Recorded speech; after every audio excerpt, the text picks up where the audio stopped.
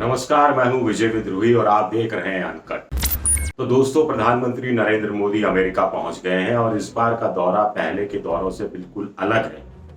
एक तरह से कहा जाए तो टीवी चैनलों की नजर में एक शुष्क दौरा है, क्योंकि इसमें डायस्पोरा नहीं है, इसमें हाउडी मोदी नहीं है, इसमें नमस्ते मोदी नहीं है, इसमें नमस्ते बाइडन जैसी कोई चीज नहीं है।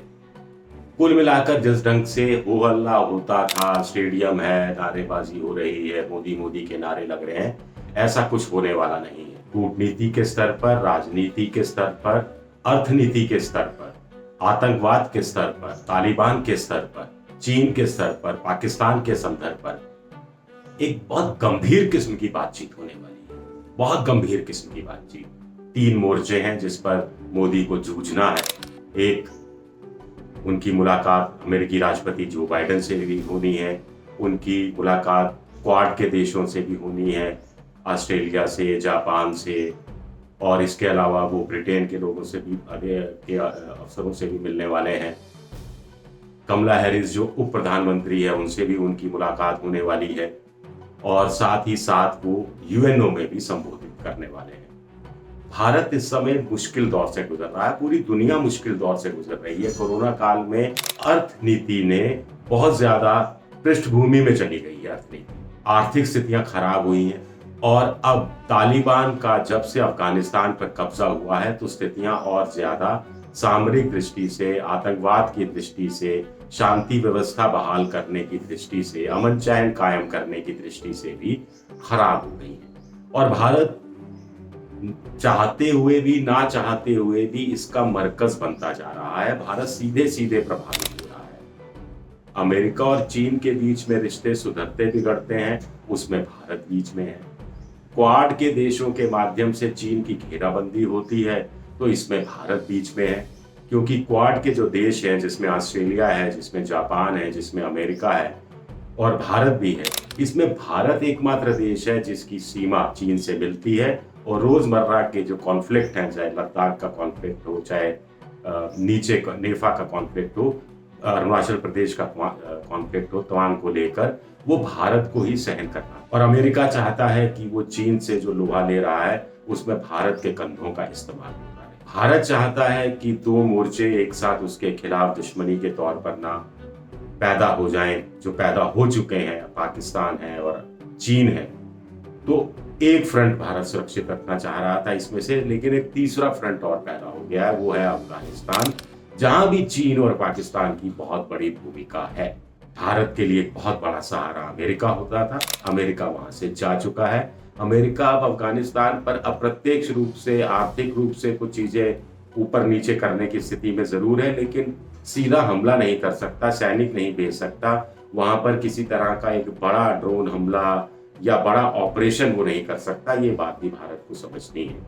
अफगानिस्तान में आतंकवादी गुट नए सिरे से पनपना ना शुरू कर दें, वो सेंटर ना बन जाएं, वो ट्रेनिंग सेंटर वहां ना खुल जाएं, इसकी चिंता भारत को ज्यादा करनी है।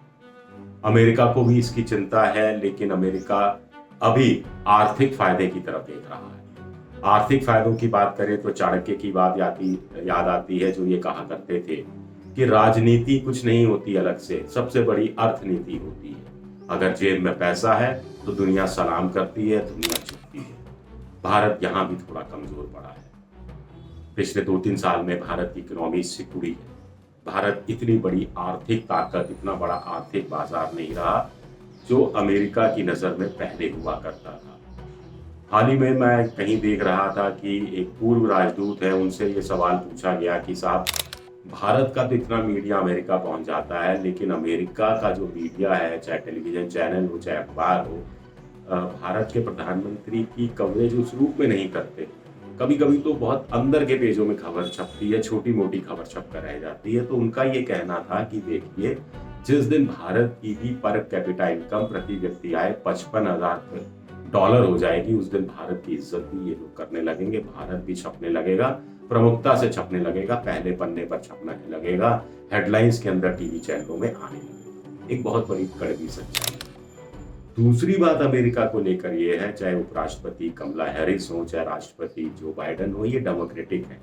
जो डेमोक्रेटिक होते हैं ये मानवाधिकारों की बहुत चिंता करते हैं, धर्मनिरपेक्षता की बहुत चिंता करते हैं, अभिव्यक्ति की आज़ादी की चिंता करते हैं, असहमति के अधिकार को सुरक्षित मानने की बात करते हैं, लोकतंत्र मजबूत करना चाहते हैं, जो बहुलता है, बहुलवादी तत्व हैं, उनको एक तरह से बढ़ावा देने की बात करते हैं कि प्लूरल सोसाइटी होनी चाहिए, लोकतंत्र सिकुड़ना नहीं चाहिए। लेकिन भारत के प्रति जो बाइडेन और कमला हैरिस का नजरिया ये है कि भारत में लोकतंत्र सिकुड़ रहा है, स्वायत्तशासी जो स्वायत्त संस्थाएं हैं उन पर कब्जा होता जा रहा है, धर्मनिरपेक्षता का माहौल खराब हुआ है, सांप्रदायिकता का माहौल बढ़ा है, मानवाधिकारों का हनन हुआ है, ये तमाम चीजें हैं, असहमति का अधिकार कमजोर हुआ है और अभिव्यक्ति की आजादी पर प्रभाव पड़ा है। ये लोग वो मानकर चलते हैं और खुलकर अपनी राय भी बीच बीच में वो देते रहे हैं। एक बात ये, तो भारत को अपना घर सुदृढ़ उस रूप में करना है। दूसरा, आर्थिक रूप से भारत को फिर संपन्न होना है, आर्थिक दिशा में भारत फिर पटरी पर आ रहा है, लेकिन अभी बहुत काम किए जाने की जरूरत है। तो इन संदर्भ में भी भारत के प्रधानमंत्री के दौरे की सफलता, असफलता, नीम असफलता सब कुछ परखी जानी चाहिए पॉलिटिकल पंडितों की तरफ से। गले मिलना अलग बात है, एक दो समझौते पर हस्ताक्षर होना अलग बात है, गिले शिकवे शिकायतें दूर होना एक अलग बात है। ये सब कूटनीति का हिस्सा होता है। जब दो देशों के राष्ट्राध्यक्ष मिलते हैं तो ये बात स्वाभाविक ही है, कुछ बातें होती हैं, कुछ मलाल सामने रखे जाते हैं, कुछ दूर किए जाते हैं, लिया दिया कुछ जाता है, हस्ताक्षर होते हैं, लेकिन उसको फिर सब्सटैंशिएट करना पड़ता है, उसमें जोड़ना लगातार पड़ना पड़ता है, रिश्तों को और प्रगाढ़ बनाना पड़ता है, एक दूसरे के विश्वास को जीतना पड़ता है और एक दूसरे के विश्वास को जीतने के लिए मिलकर प्रयास करने पड़ते हैं। ये कूटनीति का जो बदल रही है दुनिया, उस संदर्भ में एक बड़ा जरूरी हिस्सा हो गया है। भारत यहाँ कहाँ ठहरता है, बदली हुई परिस्थितियों में कहाँ ठहरता है, ये देखना दिलचस्प रहेगा। हालांकि ये बात अपनी जगह सही है कि इस समय अमेरिका को भारत की जरूरत है। भारत को क्वाड में भी इसलिए शामिल किया गया, इसलिए भी शामिल किया गया कि चीन की घेराबंदी करने में कोई आसानी हो सके। चीन से भारत त्रस्त है, अमेरिका त्रस्त है, जापान त्रस्त है, ऑस्ट्रेलिया त्रस्त है, यूरोप के दूसरे देश भी त्रस्त हैं, तो भारत एक सेंटर उनके हिसाब से हो सकता है। अब भारत चीन से उतने रिश्ते खराब भी नहीं करना चाहता, ऐसा भी नहीं है कि भारत अमेरिका की गोद में जाकर बैठ जाना चाहता है। भारत अपनी सार्वभौमिकता जो है उसको भी मेंटेन करना चाहता है, अपनी इंडिपेंडेंट जो थॉट है, इंडिपेंडेंट विचार है, जो हमारी सैन्य शक्ति है, उस पर वो भरोसा ज्यादा रखता है और रखना भी चाहिए। इसी तरह रूस से हमारे संबंध एक वक्त था बहुत अच्छे थे, फिर बीच में नॉर्मल हुए, अभी भी अच्छे हैं, ठीक ठाक हैं, ठीक ठाक से ज्यादा ही है, लेकिन चीन और रूस के संबंध और बेहतर होते जा रहे हैं।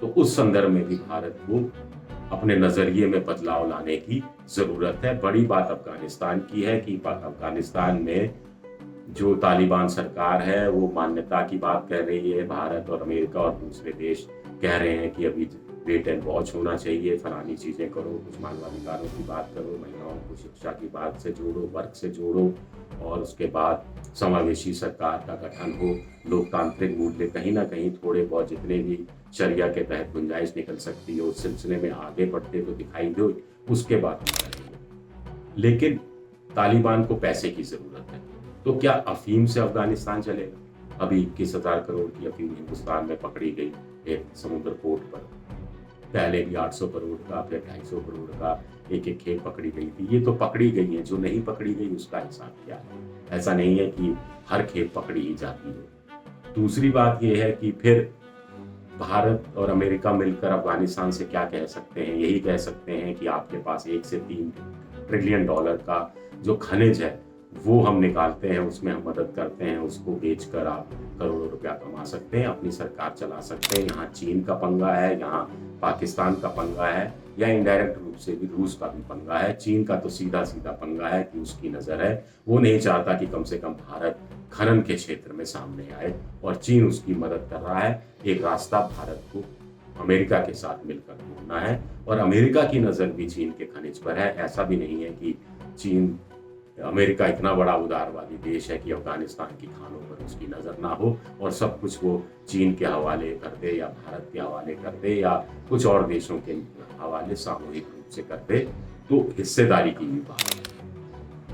कुल मिलाकर अमेरिका का प्रधानमंत्री का ये दौरा मुझे लगता है कि पिछले 7 साल का सबसे मुश्किल दौरा है, सबसे चुनौतीपूर्ण दौरा है।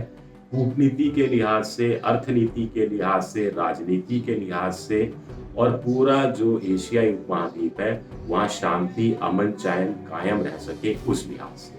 तो ऐसे में देखना दिलचस्प रहेगा कि भारत के प्रधानमंत्री नरेंद्र मोदी कितने सफल साबित होते हैं और कितनी बर्फ को वो पिघलाने में कामयाब होते हैं, कितना भारत के आर्थिक हितों को, सामरिक हितों को, राजनीतिक हितों को सुरक्षित रख पाते हैं। क्योंकि सबसे बड़ी विदेश नीति यही है, विदेश नीति यही है, अपना स्वार्थ देखो, अपने स्वार्थ पूरे करो, अपने स्वार्थ पूरी करने के लिए जो कुछ कर सकते हो वो करो। शुक्रिया आपका, बहुत बहुत शुक्रिया।